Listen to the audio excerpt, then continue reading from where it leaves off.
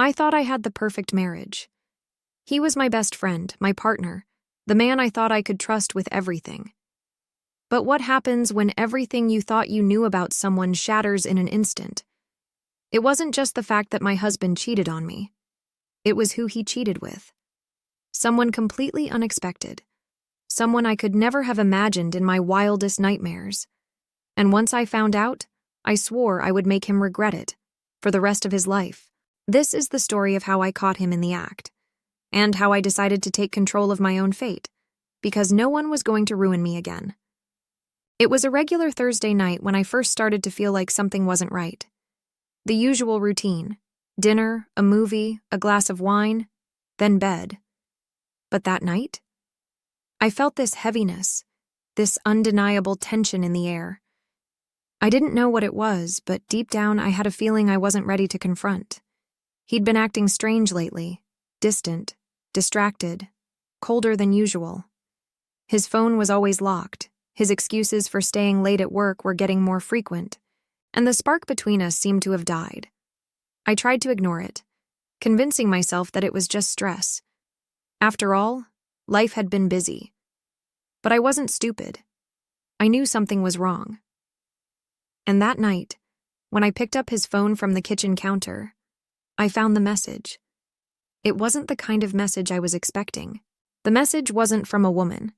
It wasn't even from someone I knew. No, it was from a man. A man he'd been meeting in secret.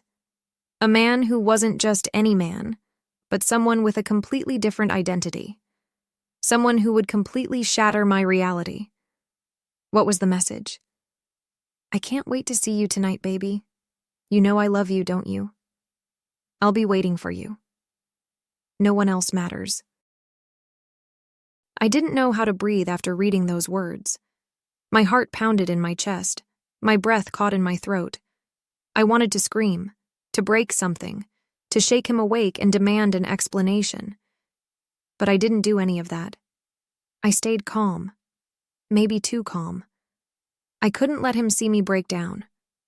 Not yet. I checked the number, and what I found completely floored me. It was a transsexual woman. No, not a woman, but a person who had fully transitioned into their true self. I felt a rush of emotions flood over me: anger, betrayal, confusion. But most of all, I felt something that I wasn't prepared for: shame. I had never imagined this would be the thing that would break me. I thought I had the perfect marriage. He'd always told me he loved me. He had always been my rock. But now everything was a lie. I needed to confront him. I needed to know everything. And the moment I did, I realized that revenge wasn't just a desire. It was a need, a hunger, a fire that I couldn't extinguish until I had gotten what I deserved. When he came home that night, I couldn't even look at him. I pretended like everything was normal, even though my hands were shaking with rage beneath the surface. I made dinner, just like always, but every word felt like it was choking me. The silence between us was thick with tension. I could feel him trying to avoid eye contact, sensing something was off but unsure of what. Finally, after dinner, I couldn't take it anymore. "Who's Maya?" I asked, my voice sharp. He froze. The color drained from his face. It was as if the world had just crumbled around him. I didn't need to say anything else. He knew exactly who Maya was. He started, but his words failed him. I threw his phone onto the table in front of him.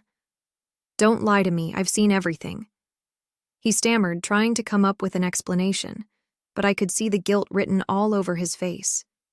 It was clear as day. "It was just once," he muttered, his eyes darting nervously. "It didn't mean anything. It was a mistake." I wanted to laugh, but I didn't. "No," I whispered, my voice steady but filled with venom. "This isn't just a mistake. This is who you really are, isn't it? You've been lying to me this whole time." It wasn't the fact that he'd cheated that hurt me. It was the betrayal of trust. The fact that he had been living a lie, not just with me, but with himself. And I was done. I was done being the victim. I was done being the one who was betrayed. I had a decision to make, and I wasn't going to back down. After that night, I didn't speak to him for a week. He begged, he apologized, but I couldn't look at him the same way. I realized that the only way to regain control of my life, of my dignity, was to take matters into my own hands. I didn't want to hurt him, but I needed him to feel the same kind of shame, the same kind of loss that I felt. I wanted him to know what it felt like to lose everything, and to show him what true vulnerability felt like. I had to make him feel helpless. I knew what I had to do. He had left me shattered, but I wasn't going to let him destroy me. It was time for my revenge, and it was going to be sweet. I called Maya, the woman he had cheated with. She answered on the first ring. Her voice was calm, even seductive. We spoke for a few minutes, and I learned everything I needed to know. She told me the truth about how they had met, about how he had lied to her, and how he had promised that he would leave me for her. It was the final confirmation I needed. He wasn't just with Maya. He had been planning a future with her.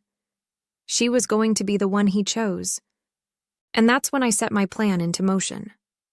I invited Maya and him to a private dinner, without him knowing she would be there. I had prepared everything: a meal, drinks, and a carefully crafted speech. When he walked into the room, I saw the confusion on his face, but I just smiled, pouring myself a glass of wine. "Sit down," I said, my voice ice cold. He hesitated, but when he saw Maya standing behind me, the expression on his face changed. He couldn't hide his guilt. He couldn't hide the truth anymore. The moment he realized what was happening, it was too late. Because this was my moment. This was where I made sure he would never forget who had the power. I didn't yell. I didn't scream. I simply looked at him, looked into his eyes, and reminded him of everything he had lost. The love we once shared, the family we had built, and how he had thrown it all away for someone else. And then, I watched as his world came crashing down. Slowly, I revealed the things he had no idea I knew. The lies, the deceit, the promises he made. He couldn't say a word. He couldn't defend himself. At that moment, I realized that revenge wasn't about destroying him.